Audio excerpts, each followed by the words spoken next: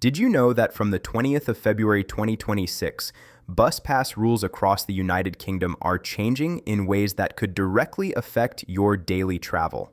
Whether you're a pensioner, disabled passenger, or someone who relies on concessionary travel, these updates could impact how and when you use your bus pass. Stay with me because missing these changes could cost you more than you think. These aren't just minor tweaks to the system.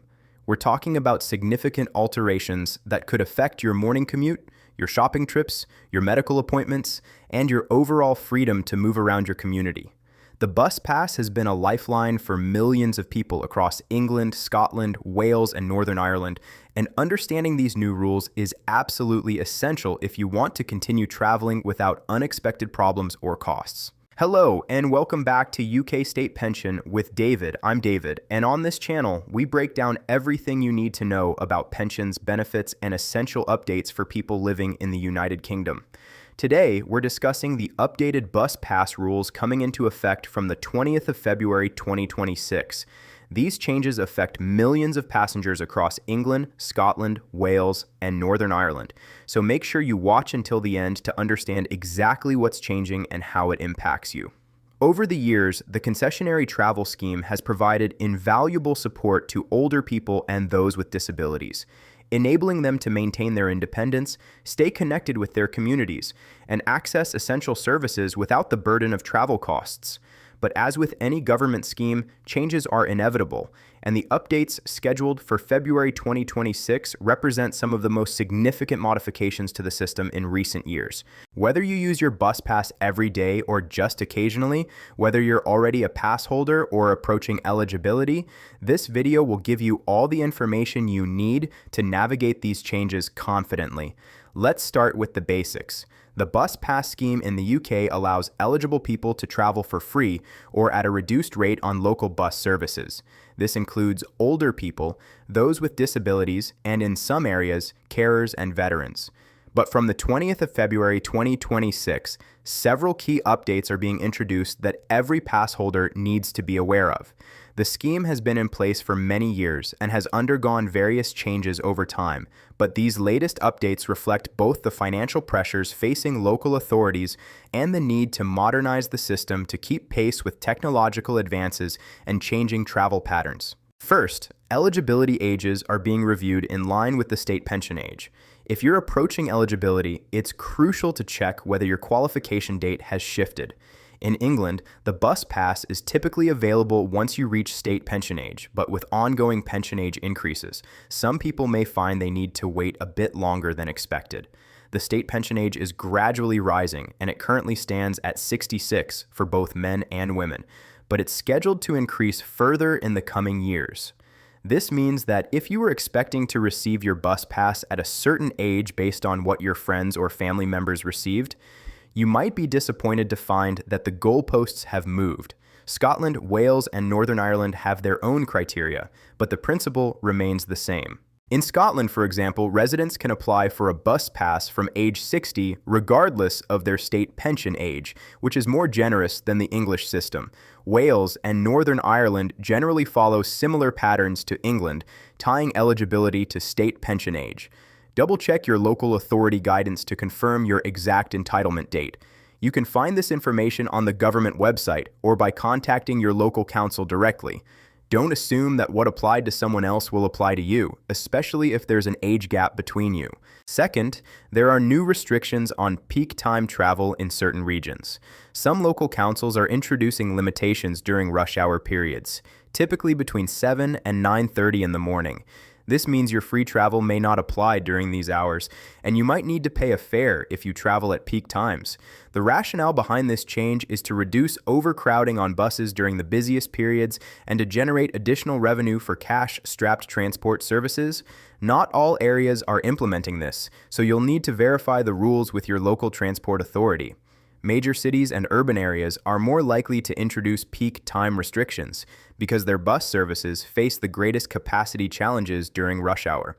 If you rely on early morning travel for appointments or other commitments, this change could require you to adjust your schedule or budget for additional costs. For example, If you have a hospital appointment at 9 in the morning and the bus journey takes 30 minutes, you might find yourself needing to pay for the journey if it falls within the restricted period.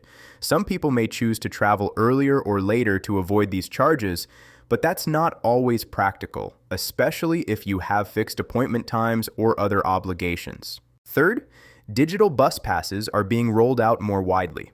From the 20th of February 2026, many regions will allow or even require passengers to use a digital version of their bus pass via a smartphone app or contactless card.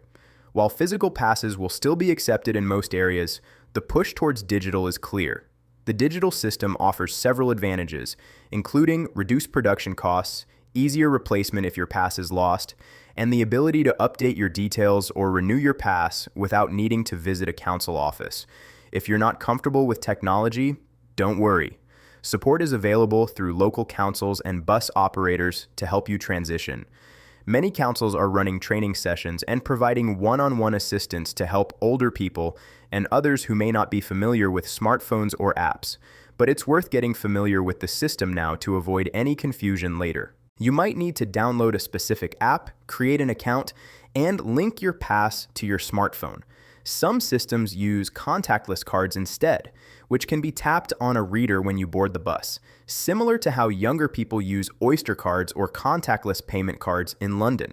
The key is to understand which system your area is using and to get set up before the 20th of February so you're not left stranded without a valid pass. Fourth, there are stricter rules around replacement passes. If you lose your bus pass or it gets damaged, the replacement process is becoming more stringent. You may need to provide additional identification, proof of address, or even pay a small replacement fee in some areas. This is designed to reduce fraud and to ensure that passes are only issued to people who are genuinely entitled to them. Keep your pass safe and treat it like you would any valuable document. Store it in a secure place, such as a wallet or purse, and avoid leaving it lying around where it could be easily lost or stolen. It's also a good idea to register your pass details with your local authority so that replacements can be processed more smoothly if needed. Some councils allow you to register your pass online, which creates a record of your entitlement and can speed up the replacement process. If your pass does get lost or damaged, report it as soon as possible and follow the instructions provided by your council. Be prepared to wait a few days or even weeks for a replacement, especially if additional checks are required, so it's best to look after your pass in the first place. Fifth, cross-border travel rules are being clarified. If you live near the border between England and Scotland or England and Wales, you need to understand that your bus pass may not be valid across the border. Each nation has its own scheme, and while some reciprocal arrangements exist, they're not universal. For example, if you live in Carlisle and want to travel to Glasgow, or if you live in Chester and want to travel to Wrexham, you might find that your English bus pass isn't accepted on Scottish or Welsh bus services. From the 20th of February 2026, enforcement of these rules will be stricter, so make sure you know whether your pass is valid for the journeys you regularly make. Some bus operators have agreements that allow cross-border travel, but these can be complicated and may depend on the specific route or service. Check with the bus company or your local transport authority before traveling to avoid being caught out. If your pass isn't valid, you'll need to pay the full fare, which could be a significant expense if you weren't expecting it. Sixth, there are updates to companion pass rules. In some areas, people with disabilities are entitled to a companion pass, allowing a carer or companion to travel with them for free. This is a valuable benefit for people who need assistance getting on and off the bus, navigating to their destination, or managing their journey in other ways. The criteria for this are being tightened to ensure the scheme is used appropriately. If you currently have a companion pass, check whether you need to reapply or provide updated documentation to continue using it after the 20th of February. The tightening of criteria is intended to prevent abuse of the system and to ensure that companion passes go to people who genuinely need them. You may be asked to provide medical evidence, assessments from occupational therapists or social workers, or other documentation proving that you require assistance when traveling. This can feel intrusive, but it's part of the effort to maintain the integrity of the scheme and to ensure that limited resources are directed to those who need them most. Seventh, Bus operators are being given more power to verify passes. This means drivers and inspectors can ask to see your pass more frequently and may check it against a digital database to confirm validity. If your pass has expired or you're using someone else's pass, you could face penalties, including fines or being asked to leave the bus. The penalties can be significant, potentially running into hundreds of pounds, and repeated offenses could result in prosecution. Always carry your valid pass with you and ensure it's up to date. Some passes need to be renewed annually or when you reach certain milestones, so check the expiry date regularly. If you're approaching the renewal date, contact your local council in good time to avoid any gap in your entitlement. Bus drivers are under increasing pressure to check passes properly because of concerns about fraud and because of the financial implications for bus companies. If they allow people to travel free when they're not entitled, the company loses revenue, so they're taking enforcement more seriously than ever before. Eighth, there are changes to the appeals process. If your application for a bus pass is rejected or your pass is revoked, the process for appealing that decision is being standardized across the UK. You'll have a clearer pathway to challenge decisions, but you'll also need to provide more evidence to support your case. The standardization is designed to make the process fairer and more transparent, but it also means that the burden of proof is on you to demonstrate that you're entitled to a pass. Keep records of any correspondence and make sure you understand your rights under the new system. If you receive a rejection letter, read it carefully to understand the reasons for the decision. You'll typically have a set period, often 28 days, to lodge an appeal, so don't delay. Gather any supporting documents, such as proof of age, proof of address, medical certificates, or other relevant evidence, and submit your appeal in writing. Some councils allow online appeals, which can be more convenient. If your appeal is rejected, you may have further rights to challenge the decision through independent review or even through the courts. But this can be time-consuming and stressful, so it's best to get the application right in the first place. Finally, funding for the bus pass scheme is under review. While the government has committed to maintaining free bus travel for eligible groups, some local authorities are facing budget pressures. This could lead to further changes in the future, such as reduced services, fewer routes covered, or additional restrictions. The bus pass scheme is funded through a combination of central government grants and local council budgets, and both are under strain. Councils have been hit by years of austerity, and many are struggling to maintain services in the face of rising costs and reduced income.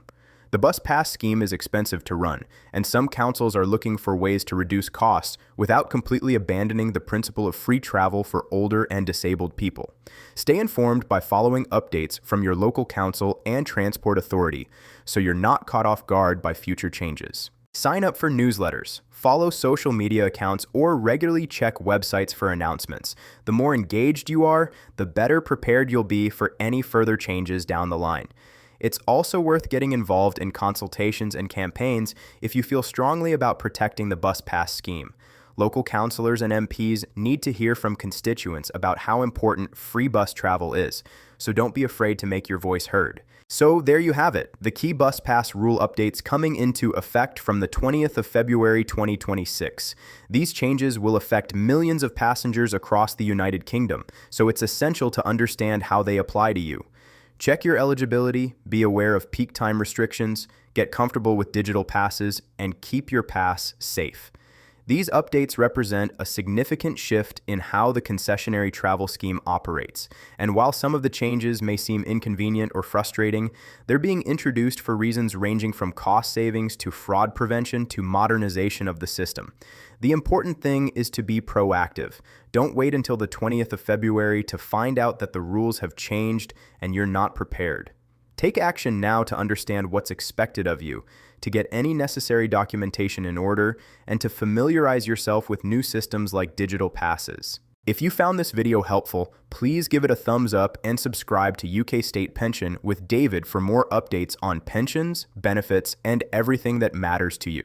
Drop a comment below if you have questions or if there's a topic you'd like me to cover next.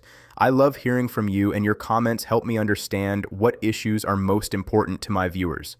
If you have personal experiences with the bus pass scheme or concerns about the upcoming changes, please share them in the comments. Your insights could help other viewers who are in similar situations. I'm David, and I'll see you in the next video. Take care and travel safely. Remember, knowledge is power, and by staying informed about these changes, you're taking control of your travel options and ensuring that you can continue to get around your community with confidence. Thank you for watching UK State Pension with David, and I'll catch you next time.